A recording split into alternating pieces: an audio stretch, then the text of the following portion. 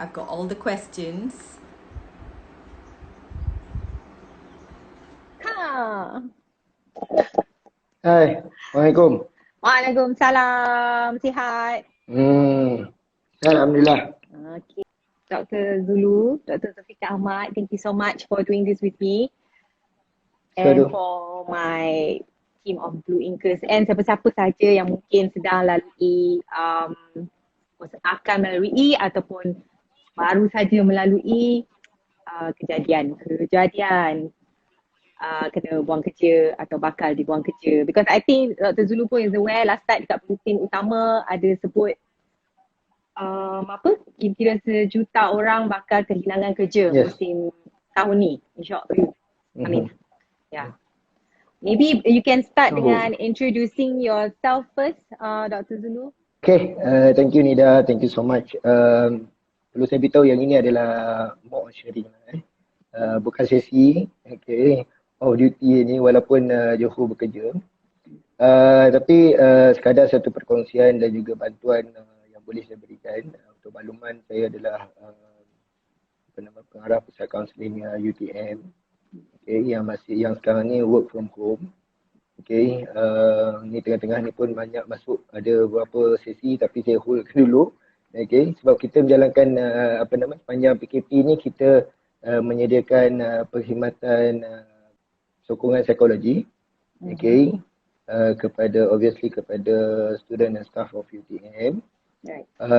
Dan sebab kita tahu ini adalah unprecedented case, tak pernah berlaku lagi. Okay, dan ini pun kalau nak katakan, kalau dalam kaunseling ni, ini bukanlah krisis ataupun konflik. Okay, dan ini bukanlah seseorang saja yang lalui. This is the whole world. Okay, this is a pandemic. Ini adalah satu pandemik yang mana semua orang lalui. Okay, dan kekuatan mental, bukan setakat kekuatan fizikal, tapi kekuatan mental, emosi juga perlu. Dan satu yang kita tidak jangkakan adalah bagaimana ianya memberi kesan kepada ekonomi, sosioekonomi seseorang. Okay, so berkait rapat. Semalam pun saya setuju dalam bulletin utama semalam menyatakan bahawa dianggarkan bahawa 1 juta orang akan kehilangan kerja. Itu yang isu kehilangan kerja. Kita tak tengok lagi isu yang mereka yang pendapatannya berkurangan.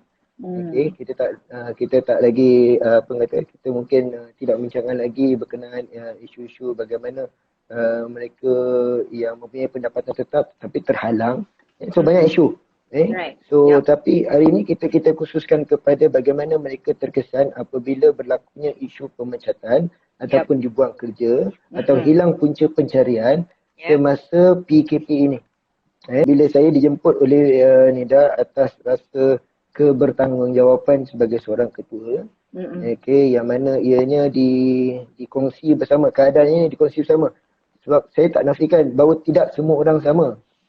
Dalam keadaan macam ni ramai yang mental koyak, istilahnya mental koyak. Saya guna bahasa yang mudah, saya tak guna bahasa yang jaga-jaga. Okay, emosi koyak, mental koyak, okay, jiwa kacau. Okay, so rabak.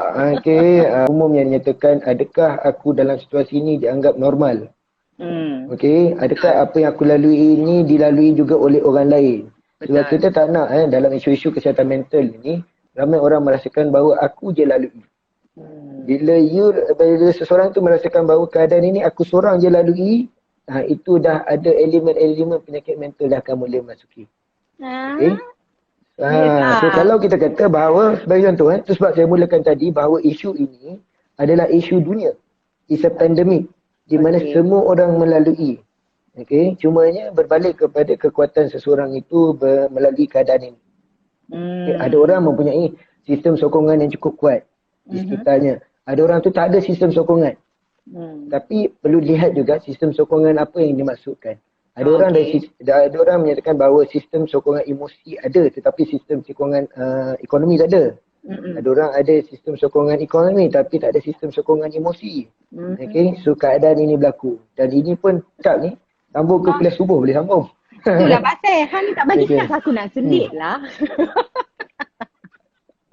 Okay, silakan. Saya sendiri pun adalah salah seorang mangsa kena pecat, kena buang kerja tengah-tengah MCO ni. And it so happen saya orang media and saya tiap-tiap hari buat story pasal how to stay positive, how to adapt yourself to the new normal during PKP apa semua. Kita cakap aja. Tapi bila kena kat batang hidung sendiri memang terduduk. Memang sangat-sangat terduduk. And then saya rasa macam waktu tu perasaan dia, and I've spoken to a few friends also, semua cakap macam dia rasa macam kematian. Macam you have somebody yang meninggal dunia dekat somebody close to you yang meninggal dunia. So you rasa macam you're just lost. And you rasa kehilangan tu. So is that a normal thing to compare losing a job macam satu kematian? Okay. Kalau sudah nyatakan lah kan, manusia ni dalam dia mengalami satu peristiwa baru dalam kehidupan, dia akan start all over again. Satu fasa yang kita kata dia akan bermula semula. Fasa ni dia ada 3 fasa tau, sehinggalah seseorang tu betul-betul boleh beradaptasi. Okay. Yang kita katakan dia ada 3 fasa. Fasa pertama yang dipanggil sebagai adjustment. Yang ini yang selalu bermasalah. Okay. Fasa kedua adalah coping. Yang ketiga adalah fasa yang dipanggil sebagai adapt. Kita dah boleh beradaptasi. Okay. Proses adjustment ni ataupun kita panggil sebagai fear zone. Okay. Fear zone. Okay. Coping ni kita panggil sebagai learning zone. Manakala adaptation kita panggil sebagai growth zone. Okay, kita tengok satu persatu. Nida kata tadi kita bila hilang kerja tu seolah macam satu loss lah. Yes, it is a loss. Okay, dalam keadaan ini ada beberapa emosi yang kita boleh jangkakan. Antaranya hilang keyakinan diri, ke perasaan grief ataupun great loss. Okay, bila great loss ni ada pula yang rasa macam aku ni tak berguna. Okay, apa akan berlaku masa depan, overthinking akan berlaku. Okay, so bila overthinking ni saya tak nafikan, nak bandingkan lelaki dengan perempuan, secara fitrahnya minta maaf lah, perempuan ni overthinking memang ada dalam kepala. Sebab macam saya bidang saya adalah marital affairs and relationship. Okay. Dia dapat satu berita tu dia punya abang dia tu merebak tu, pemikiran tu banyak. Okay, so when you see that is a great loss, yes, tidak menafikan. Sebab kalau pernah dengar lah kan, ada istilah menyatakan prepare for the worst, expect the unexpected. Okay, prepare for the first, expect the unexpected. Sebab kita tak tahu, there's so many possibility yang berlaku dalam kehidupan. Istilahnya apa saja yang ada pada kita tidak akan kekal lama. Tapi saya bukan ustaz lah nak sebut benda ni kan. Okay, sebab dalam Al-Quran pun kullu nafsun za'iqatul maut. Setiap yang hidup tu pasti akan merasa mati. Apatah apalagi sesuatu tu yang ada pada kita memang bersifat tak kekal. Baik kerja, baik keluarga, baik kehidupan, apa saja, bahkan kita pun tak kekal. Okay, so dalam kita menerima sesuatu dalam kehidupan, nyatakan bahawa there always be a possibility of losing it. Ada seorang kebarangkalian untuk aku kehilangan. So jadi benda macam ni kita dah ada satu persiapan mental bahawa apa saja yang kita miliki kita akan hilang. It's a matter of time. Okay, it's a matter of time. Okay. Yang kedua, betul ni dah kata tadi, dalam bidang media, you write a lot. Kita mendalami, merasai apa yang orang lain rasa. Okay. So cumanya, pernah dengar tak orang kata, it's easy said than be done. Yes, I was about to ask you that. Memanglah kita boleh cakap je, prepare yourself supaya you boleh ni. Tapi bila kena doing. Tapi ni dah, betul. Kenapa? Dalam bahasa ringkas yang sebenarnya katakan bahawa anda adalah manusia normal. Di mana manusia normal ni yang dia ada 2 keadaan diri dia. Pertama adalah personal, another one is professional. Diri kita secara personal macam mana? Diri kita secara profesional macam mana? Nida menulis atas dasar profesional. Correct. Okay. Tapi masa menulis tu orang kata apa tak mustahil menitis air mata, betul tak? Okay, kadang-kadang you have to write. Contohlah you have to write kena menulis berkenaan dengan domestic violence, seorang isteri ditendang semasa mengandung. You menulis tapi dalam ketika itu you boleh kuat kerana you menulis dalam keadaan you profesional. Tetapi kalau you menulis, Nida menulis dalam keadaan personal, you tak boleh mengangkat pen untuk menulis. Hatta untuk menaik satu huruf sekalipun. Why? Because you are being professional. Okay. Dan perlu saya ingat juga, kalau kata Nida dalam keadaan sekarang ini, you moderate this sesi secara profesional, you tak merasakan, you rasakan great loss. Tetapi kalau Nida moderate this sesi secara personal, saya rasa tak dah sampai soalan hujung rasanya. Mengaibih dah. Habis dah. Habis dah. Okay. So ini Nana adalah dah keadaan. pesan, jangan mengaibih. Tak apa. Nana dah kata kat orang. Pasal apa? Pasal ada satu benda nanti. Bila saya kata when you are personal, on your personal basis, kita ni ada tendency untuk penafian. Denial. Okay. Benda yang denial, in a state of denial. Oh, benda ni tak mungkin berlaku pada aku. Okay, that's why ada individu yang mungkin Nida pun sendiri berkongsi dengan saya bahawa you rasa macam you tak nak bangun pagi tu. So adalah macam let it be in the form of dreams rather than a reality. Correct. Yeah. Okay. So persoalan saya, what's wrong with reality? Apa masalah dengan reality? Realitinya aku kehilangan pekerjaan. Yes, betul. Immediate reaction kita yang saya katakan dalam fasa pertama adalah adjustment.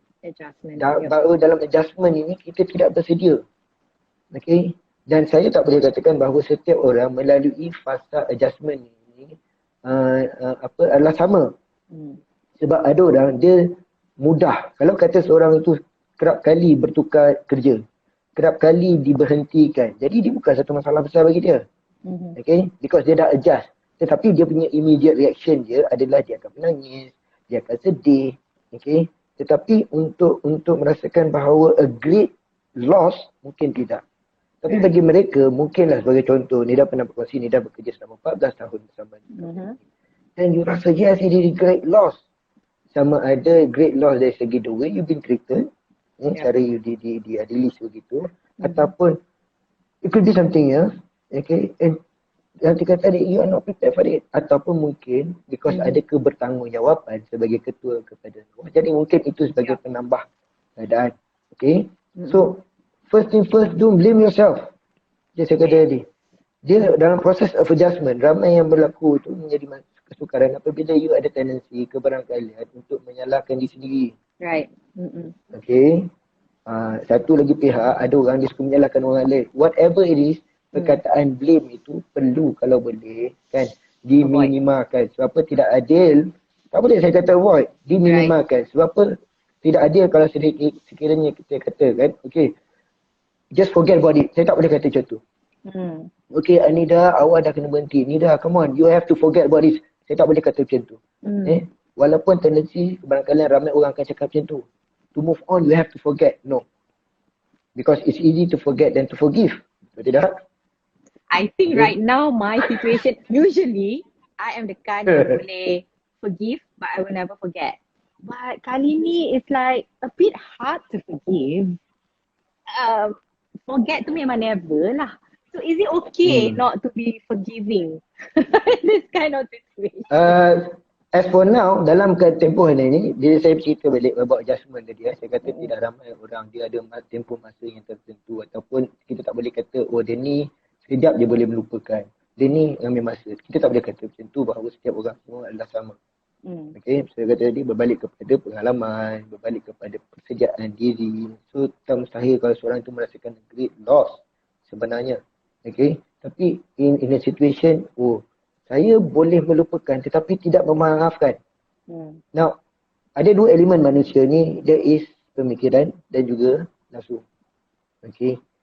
So, yang orang selalu kata, if you don't let yourself governed by your emotion. Jangan izinkan, jangan benarkan diri anda dikuasai oleh emosi. Kerana apa? Kerana bila emosi dah mengawal segalanya, your mental, your punya pemikiran memang tak boleh nak bertindak pada ketika itu. Kalau saya bagi contoh lah, banyak kes-kes yang melibatkan macam bunuh diri, macam orang mengambil tindakan yang terlalu drastik. Bila emosi mengawal pemikiran. Tapi again, macam saya kata, tidak adil untuk menyatakan bahawa semua manusia ni adalah sama. Ada orang cuma dia emosi dengan pemikiran tu dia ada portion dia. Okay. So bila sesuatu keadaan immediate reaction pada seseorang itu, it could be emosi dia melebihi pemikiran dia. Cumanya as a matter of time dia akan kembali seimbang. Yang ini bila kita kembali seimbang dan bila kita cuba merasionalkan keadaan. Okay. Tetapi bukan macam saya kata tadi, it's not about blaming. That is adjustment. Right. Okay. So Ada later soalan nanti kita kat akan situ. tengok about coping. Okay. Yes. Ada soalan kat situ, the period of adjustment, coping, adaptation, adapt to new normal you tu. Yes.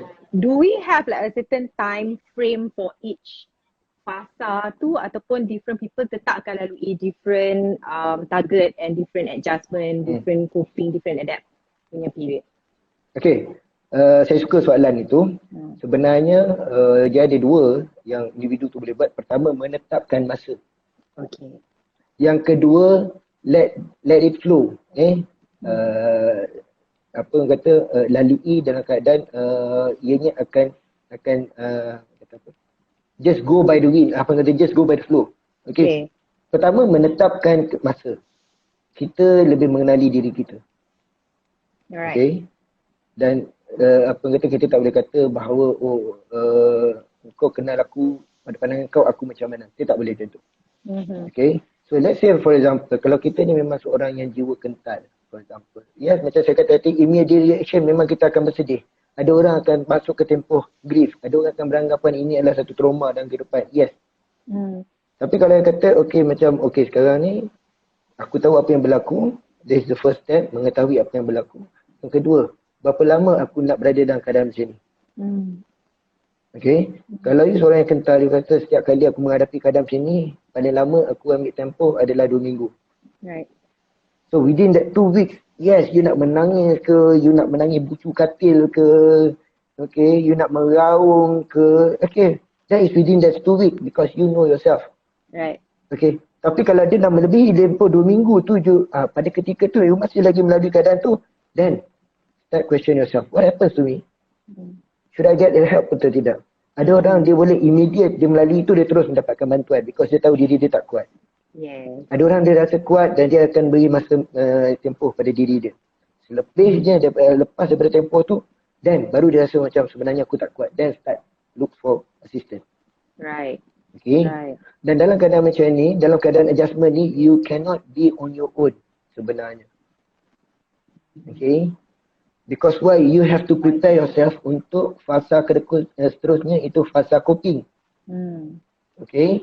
So adjustment ini kalau satu dua, just macam ni lah apabila kita kehilangan orang yang tersayang dan orang tersayang itu adalah akrab dengan kita. Okay.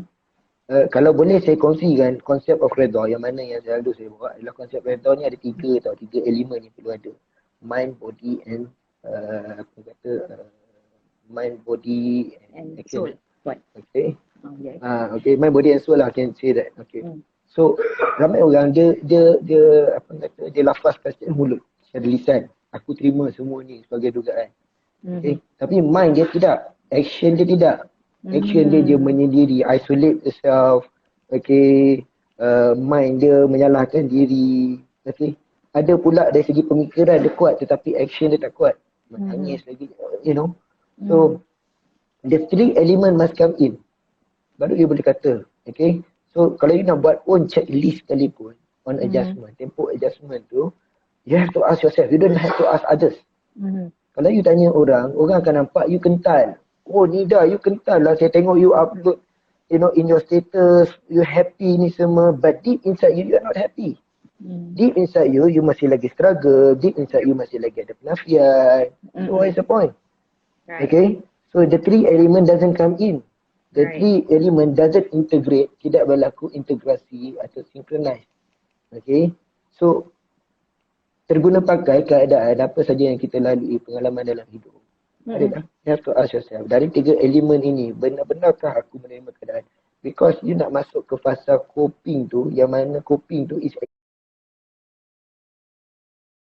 actually move on sebenarnya.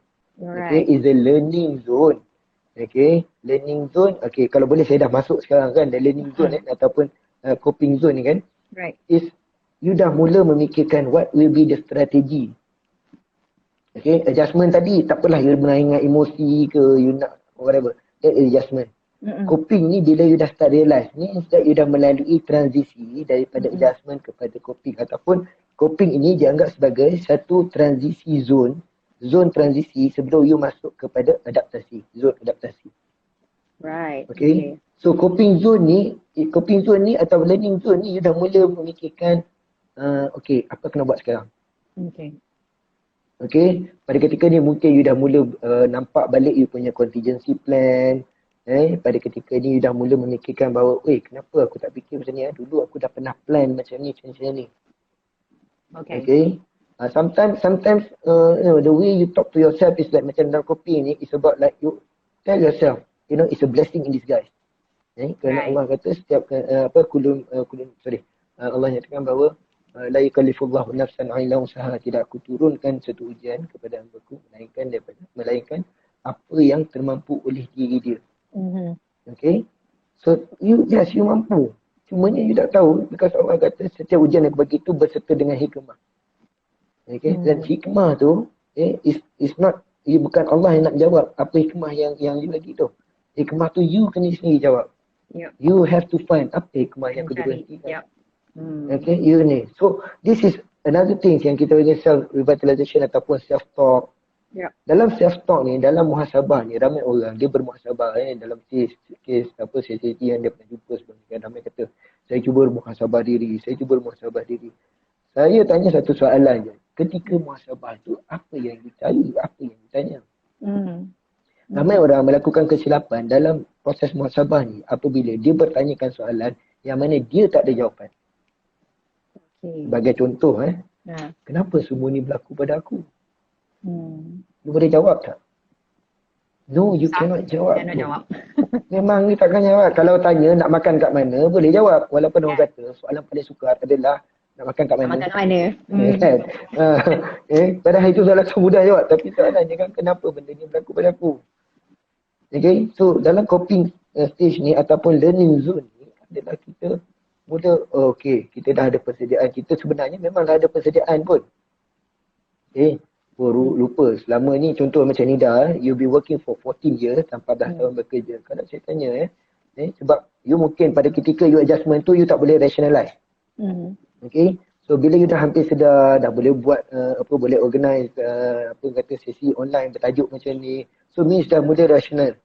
Okay, dan pada ketika ni you mungkin boleh tanya, kenapa tapi nak fikir aku 14 tahun bekerja, apa skills yang aku dah dapat, apa pengalaman yang aku dah dapat. Am I ready or not? So the next question will be is, do I have the courage to move on? Right. Not to move on, but do I have the courage to move on? If I don't have the courage, what should I do? Should I get an assistant? Okay, should I do some plan? Okay, so this is the yang kita panggil sebagai coping zone.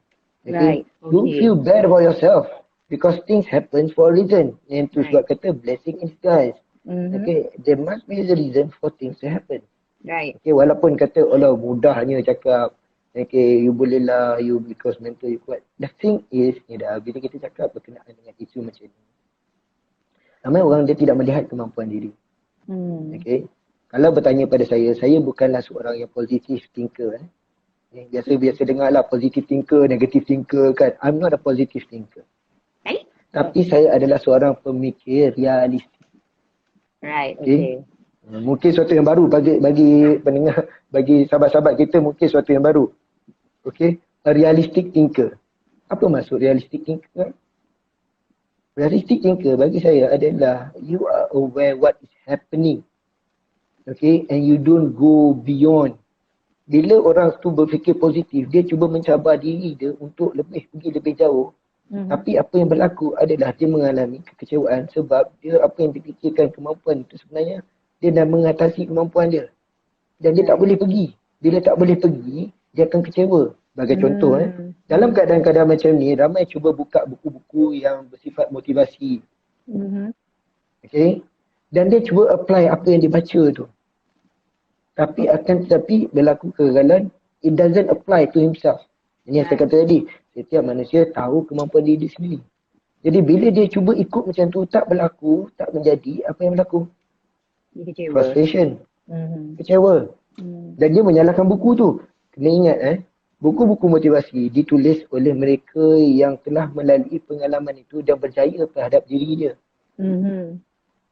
Right. Okay. So apa yang perlu kita buat adalah sebagai kita menerima pakai dan kita melihat, tengok balik pada diri aku, adakah aku boleh apply benda ni? Is it practical to me or not? Right. Okay. Yep. So balik pada tempo adjustment tadi, you have to set your own because you know yourself better. Right. Betul. Okay, so Dr. Zul, kadang-kadang bila menengokkan yang 10 hari kita orang, my friends and I baru lalui benda ni, ada certain people macam honestly I broke down. Memang nangis, teriak lah because kita perempuan kan memang itu. Ada setengah orang dia langsung tak nangis.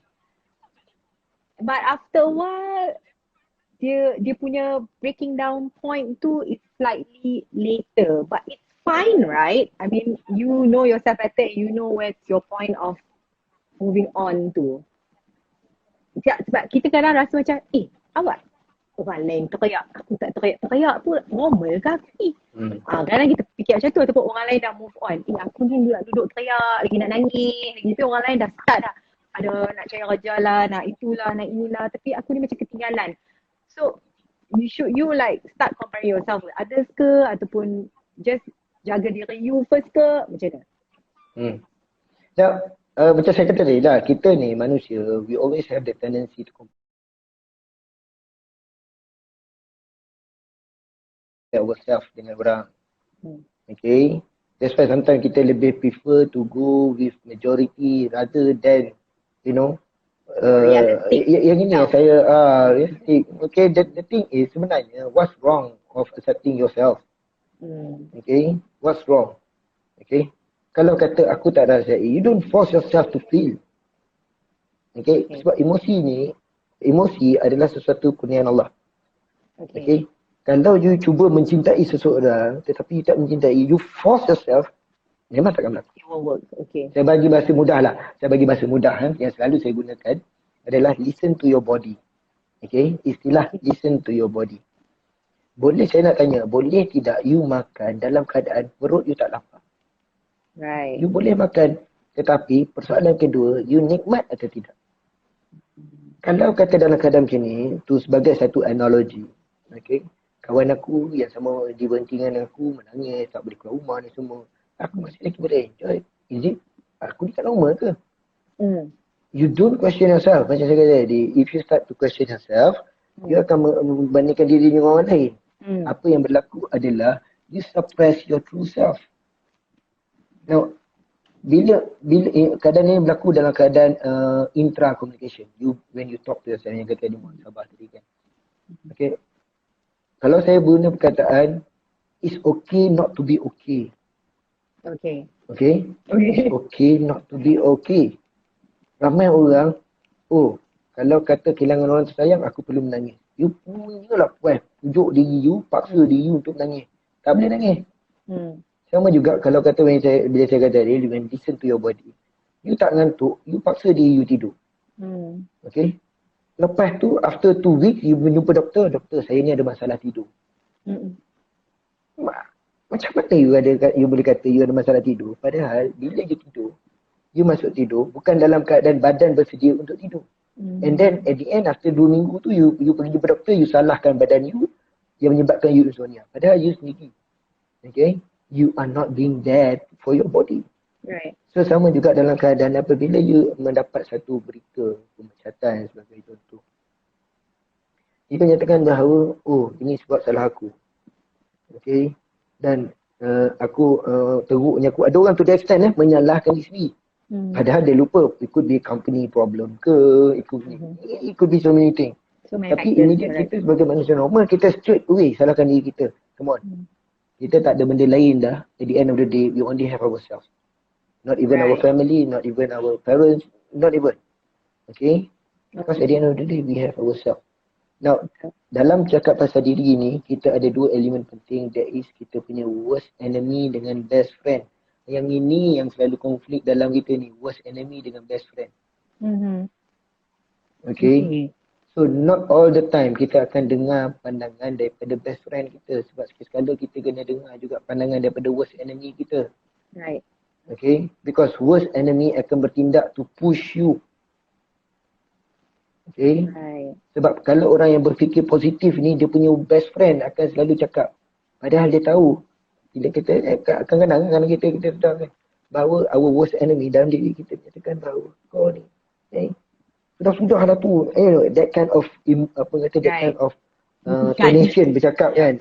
Kan, tapi kita bila dengar cakap macam tu kita lagi rasa depressed, lagi rasa ni. That kind of tonation sometimes is satu macam seolah akan memberi satu tamparan hebat kepada kita tau. A big slap to our face untuk kita realize. Wake up call tau. Okay. So it's not all the time we listen to our best friend. Okay. You listen to your worst enemy, that is yourself. Right. Sudah lah tu, kau bangun lah ni semua ni. So these are the intra conflicts that happen.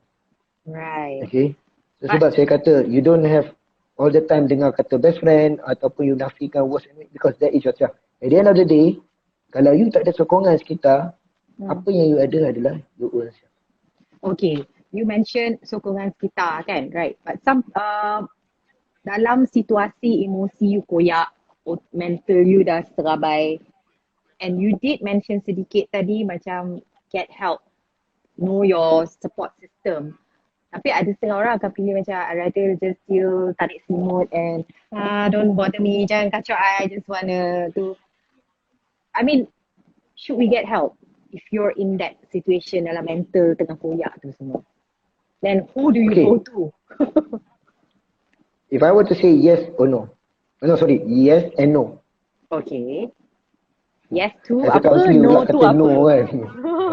Kata tak pelik ke? Seorang kaunselor kata don't get help. No, it's not what I meant. Okay. Maksudnya macam ni. Okay. Bila kita mencari sokongan, sebenarnya ada satu one part of ourselves tarik kita. Yang tarik kita ni, dia akan selalu kata apa tau? No, I am strong enough to face this challenge. Okay. Come on, we are human. Admit kita adalah normal human being. Come on, I'm a psychologist, even I'm a counselor. I'm a human being. Okay? Sebelum saya pergi lebih lanjut, saya bagi satu analogi mudah. Saya minta maaf ustaz-ustaz di sana, di luar sana, bukan saya nak cakap apa, tetapi pernah tak dengar ustaz-ustaz merogol? Lepas tu orang akan bertanya, apa ni? Nama ustaz tapi merogol lah. Nama lawyer tapi masih lagi kata langgar undang-undang. Why? It's going back apa yang saya katakan tadi. Our personal self and our professional self. Seorang ustaz, walaupun dia seorang ustaz, ada knowledge everything. Tetapi dia tak boleh nafikan, dia ada nafsu. Sehebat mana seseorang tu, counselor, psychologist, whatever things. Okay? At the end of the day, dia kena realize dia ada emosi. Setiap kali kita handle sesi, memang kita nak menangis bersama dengan klien. But we have to be strong for them. So if you need to get help, ask yourself, would you put away your ego to get a help? Right. Ramai orang dia masih memegangkan itu batu besar atas kepala. Batu besar atas kepala. Itu besar atas kepala ada tulis EGO. Okay. Come on, you are a normal human being. Macam saya kata tadi, okay is okay 1-2 hari. Because you need time for yourself. Okay? You don't force yourself immediate. Dan orang sekitar, jangan immediate you tengok tu terus. Itu yang kadang-kadang tu bila saya tengok dalam social media sekarang, ramai yang bertindak macam ni. You don't have to consult dalam social media. Yeah. You boleh PM that individu. DM that individu, personal to them. Because dalam social media, kalau mana yang rely terlalu bergantung kepada social media. Saya tak kata ada orang dia secara fizikal dia kurang sokongan, tapi dia go for ni. Saya setuju kat tu. Jangan terlalu melihat, menerima apa yang positif saja. Okay? Because dalam dunia ni, even in China, in some belief, dia ada negative, positive, yin and yang, black and white. You have to accept this because at the end of the day, the one that decide, the one that gonna conclude to live your life is yourself. Correct. Kalau dalam hidup ni, you mendengar saja apa yang positif, you lupa bahawa there is a negative. Secara fizikalnya, secara kimianya ke, whatever things you want to say, kita memerlukan these dua charge, positif, negatif. Yang itu saya kata dalam diri kita ada dua. There is our worst enemy and our best friend. We need this. We need this. You know, to run our life. We need this. Okay. So it's okay kalau kata sehari dua you nak menangis, ni okay. You tak nak, jangan sampai tak makan. Yang ni saya kena ingatkan. Bila you tak makan, your body weak. Bila you punya body weak, you punya immune system down. You are prone to penyakit. You adalah terdedah kepada penyakit and you can't think straight. Right. Biarlah dalam keadaan you stress, you dalam keadaan you depressed ke apa benda, jangan bermasalah. Emosi jiwa kacau, mental koyak, makan tetap makan. Because you have the, so that you have the energy, you ada tenaga to fight, to stand up, to have the courage to stand on your feet. Right. You need to fuel your body with good food. Yes. You can think straight. Yeah. So sebagai assistant, tidak semestinya you pergi jumpa kaunselor saja, pergi jumpa psikologis etc. tu. Okay. Sometimes strangers. Okay. Sebab apa? I always believe this thing for the past 23 years I'm in the area. Selama 23 tahun saya dalam bidang ini. Saya pernah tersebut kepada diri saya atas ramai klien yang datang jumpa saya in and out, macam-macam kes. Sampailah saya sebut, ni pun saya meremang because saya teringat balik beberapa orang klien yang pernah datang. Okay. Allah akan pertemukan kita dengan orang yang kita teringin nak jumpa dalam keadaan kita bermasalah. Dan orang itu belum tentu orang yang kita kenali. Dan orang itu mungkin boleh jadi sesiapa saja yang kita bertemu. Kerana apa? Kerana setiap hari kita berdoa, ya Allah, aku permudahkanlah aku untuk mendepani masalah macam ni. Right. Allah akan datangkan.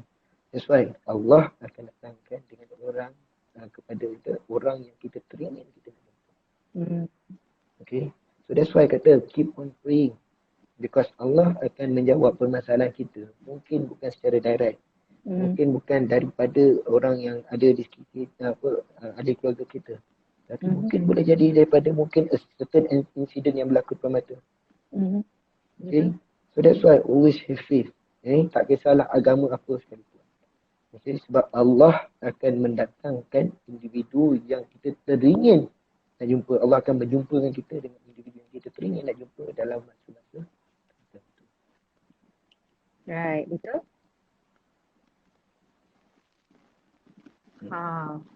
So tadi Dr. Zul ada mention macam it's okay not to be okay, right?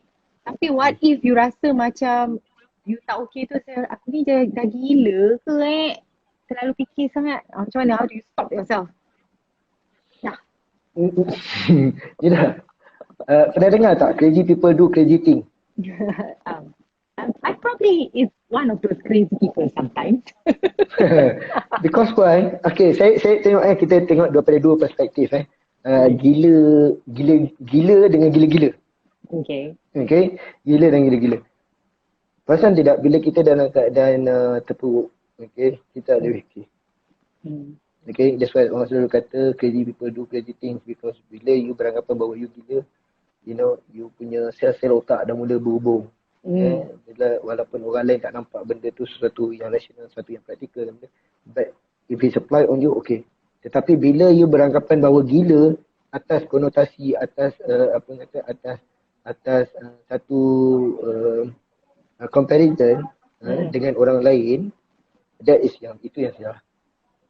Yang part situ yang saya tak berapa gemar dengar. Okay. Because you membandingkan diri dengan orang lain. Dan you menyatakan, you melabel, ini satu penyakit ni. Bila you melabel diri you gila, apa tafsiran gila? Adakah tafsiran gila you apabila you berbeza dengan orang lain? Right. Okay.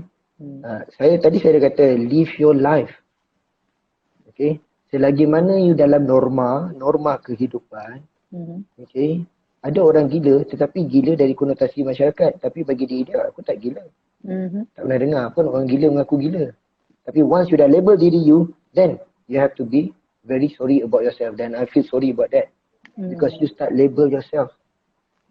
Saya kata tadi, saya ulang sekali lagi, at the end of the day, you don't have anyone else except for yourself.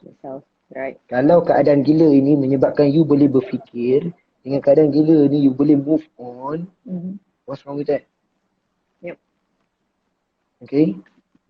So kalau you gila-gila, yang inilah orang kata ramai orang di luar sana bila dia gila-gila, they are among survivor. Yang kena ingat dalam setiap daripada diri kita ni Allah dah bagi satu sense of survival dalam diri kita. Yang mana memang kita, it is impossible untuk kita deadlock, buntu, jalan mati, it's impossible. Right. Because Allah memang dah bagi dalam diri kita, dalam diri kita ni memang ada sense of survival. Right. Macam mana kita nak survive? Panjang akal. Okay, panjang akal. Masa ketika ni bukan diperlukan kepandaian, tapi diperlukan, apa yang diperlukan adalah kecerdikan. Okay, itu sebab saya kata tadi. Kalau kata individu tu kata, oh aku tak tahu nak buat apa lepas ni. Come on. Okay, you mungkin ada kemahiran-kemahiran tertentu. Sebenarnya contoh ni dah, you've been 14 years of working. Okay, apa skill yang you dah develop? Kebiasaannya kalau kata, macam saya conduct certain khusus untuk prapesaraan kan. Normally kita akan tengok ni, what skill do you have? Right. Walaupun you kerja clerical for 30 years, tetapi it is impossible you hanya skill clerical saja. No. You mungkin tahu sistem. Cari dah sendiri. For 14 years, takkan you menulis saja. Okay. Takkan tak ada sedikit sekelumit kemahiran on, let's say, volunteerism. Setting up something. You know, certain communication skill. Kita tengok kalau boleh saya petik nama Eza Haziz Fauzi for example. Yep. Bila dia keluar daripada media Prima. Okay. Walaupun sekarang masih lagi lah sebab sebagai kuasa kan. Dia ada kemahiran mungkin penampilan. Kalau kita ingat lagi arwah Mahathir Lokman. Okay. Bila dia berhenti baca berita.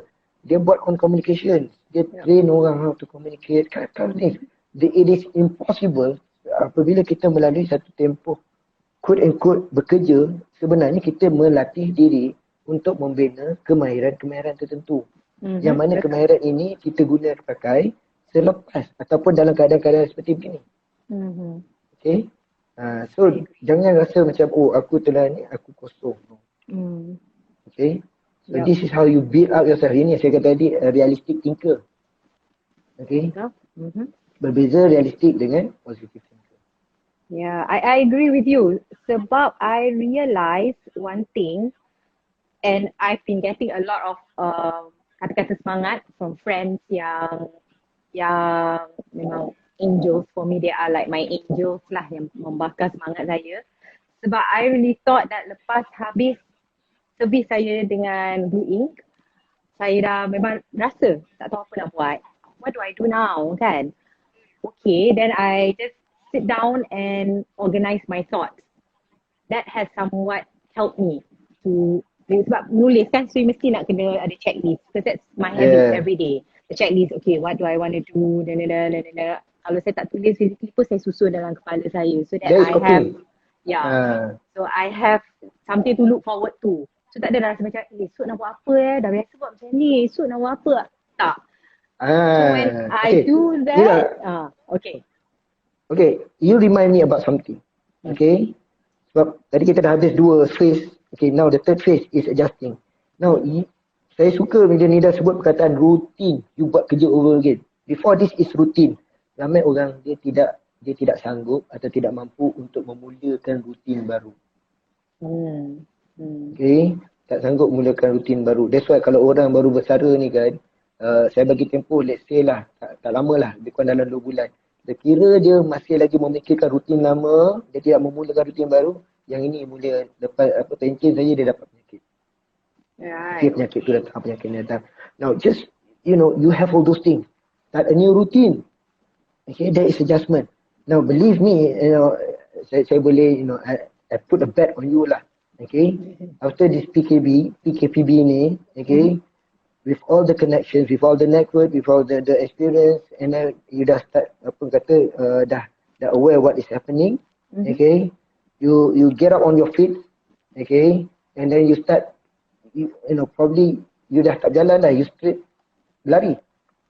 Okay, it is the courage that you need, because people sometimes when you see that, the kata-kata rangsang daripada kawan-kawan ni, sebenarnya the words that you need is courage. you need that kind of boost. Boost tu, encouragement tu is a boost. You know, that is what you need. It's not about self-confidence ke apa benda, no. You know, so you have to dig yourself. This is adjustment. Adjustment ni dan dalam hidup saya katakan sebenarnya tanpa kita sedar, setiap kali dalam kehidupan kita melalui fasa ni over and over and over again. And different situation. Mungkin sedikit besar, mungkin sedikit kecil-kecil. Dulu bujang, sekarang dah kahwin. Macam mana you melalui? Sama juga. Dulu tak sekolah, tiba sekolah, masuk sekolah rendah. You terpaksa ni, lepas tu daripada sekolah rendah, you masuk sekolah menengah. You start all over again. Daripada sekolah rendah, you masuk sambung belajar. You see, daripada tak bekerja, semuanya, bila kita ni sebagai manusia, kita selalu terlupa. That's why Allah panggil kita dalam Quran, Al-Insan, terlupa. Bahawa kita sebenarnya, we are going into phases in life over and over again. Okay, tapi pasal kita lupa. Pengalaman lepas aku masih lagi boleh jadikan sebagai platform untuk aku ataupun foundation untuk aku be in the next apa yang kata keadaan. Yang ini yang saya nak sebut tadi sebenarnya dalam masalah ni kan Ida. Sorry to cut you there lah sementara saya teringat ni lagi lah. Okay kan. Sebenarnya manusia ni dalam menghadapan masalah dia menggunakan pakai 3F. Okay. 3F. Okay. Dulu ada 2F saja. Okay. So recently there's a 3F. The 3F. F yang baik-baik so the 3F. Yes, obviously baik-baik. Tak ada WFH tu. Okay. Tak ada, bukan WFH atau WTF tu. Bukan. Okay. 3F yang kita panggil ini adalah pertama. Okay, sebelum saya beritahu, ini adalah apa yang telah kita lalui melalui proses didikan kita daripada lahir sampailah kita dewasa. The 3F, tanpa kita sedar.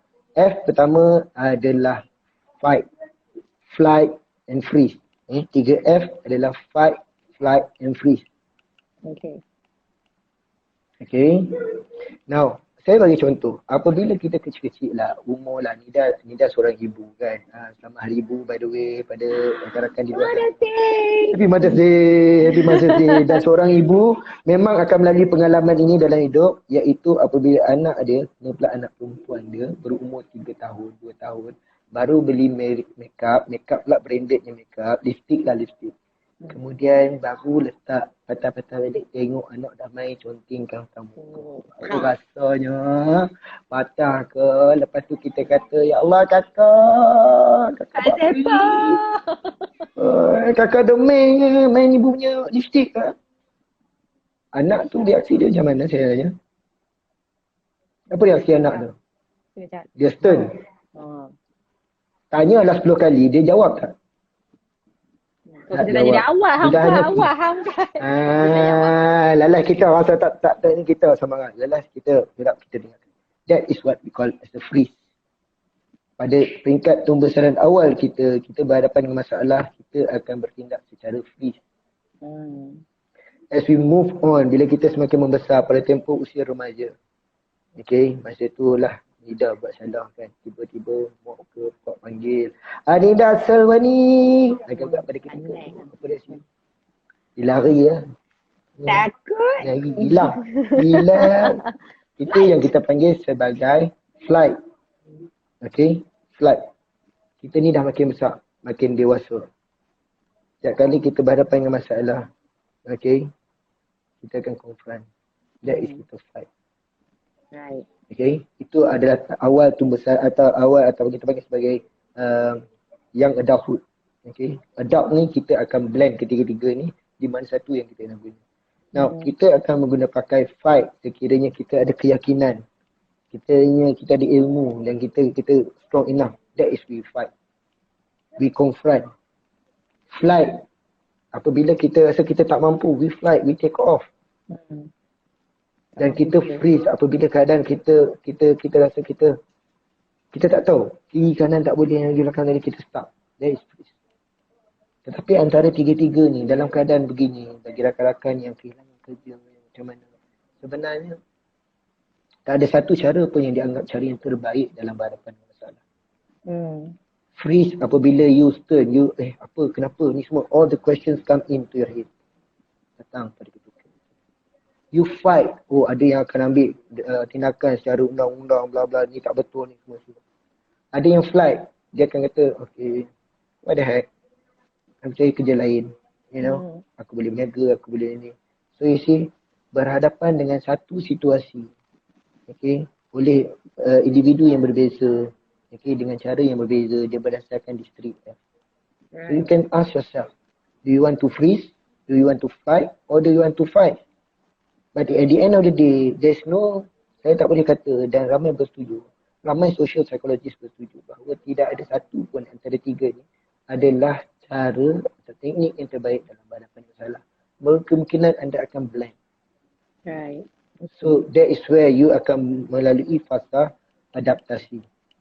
Dan dalam fasa adaptasi, senantiasa bersedia untuk you melalui proses adjustment, coping, adaptation sekali lagi dalam hidup. It's a matter of masalah ataupun keadaan yang you lalui. Tapi teknik dia, because kenapa? Kerana you only have yourself. You hanya ada sekujur jasad ini yang akan melalui semua pengalaman. Dan semua pengalaman ini makes you a better person. Betul. Okay? And I guess no matter apa jua jenis input yang you dapat, yang you dengar, and you have the choice to choose apa yang sesuai untuk diri you, supaya benda yang you ambil tu akan jadi macam bahan-bahan dia, ingredients macam nak masak tu, untuk jadikan lauk you or your life a better life. I feel. So sekarang you can have the same ingredient. Correct. Okay. Ni dah, kalau kata you nak bagi analogi masak, you nak bagi analogi masak, saya bagilah, okay, penyediaan mi segera. Dia kan sebut produk, nanti kan kata kita promo lah kan. Tak ada. Kita nak tanya orang, 10 orang, mungkin 10 orang ada cara yang sama, cara berbeza masak. Tapi at the end of the day, permulaan dengan penghujung dia mungkin sama. Cumanya ada proses. Kalau orang melihat dari segi proses, ada orang melihat daripada segi produk. Dan cakap pasal keadaan ini, dalam kita memberi sokongan kepada orang, cuba elakkan, okay, yang biasa berlaku cuba elakkan apabila bertemu dengan orang yang masalah ni, sebut sabarlah. Trust me. That could be the last words yang you nak dengar. Okay? Sebab apa? Sebab kita tak berada dalam keadaan itu. Jangan, kalau boleh jangan sebut. You could have, you boleh tanya soalan. Instead of you kata sabar ni, you boleh bertanya kepada individu tu kan. How do you feel? Walaupun kita tahu keadaan dia. Okay. What do you want to do? Better than saying sabarlah, benda dah berlaku. Jangan sebut. Okay? And sometimes, just leave the questions to them. Sebab apa, bila dalam keadaan, bila dia dah tenang nanti, dia akan cari balik soalan tu dan dia akan jawab balik soalan tu. Dia mungkin tak akan jawab soalan tu pada tempoh sekarang, tetapi sekurang-kurangnya dia dah membantu, kita dah membantu dia untuk menjawab apa yang perlu dia jawab. Satu ketika nanti. So, Dr. Zulu, sorry, I think Instagram is only giving us less than 1 more minute. So, we need to sort of wrap it up. So, I would like to thank you for your time, for your knowledge. So, to friends yang rasa-rasa macam nak sembang lagi dengan Dr. Zulu, you guys can actually DM him personally. Boleh. Because insyaAllah Dr. Zulu will answer your questions or your dilemma ke apa ke. So, terima kasih banyak-banyak Dr. Zulu for everything. Kalau apa-apa nanti kita contact balik. Thank you so much to friends and families yang that join our session. So we have 20 seconds. So thank you so much. Take care of yourself. Thank you. Take care of yourself and pick up yourself back. InsyaAllah. Boleh. Okay. Alright. Assalamualaikum. Okay, Assalamualaikum. Happy Mother's Day.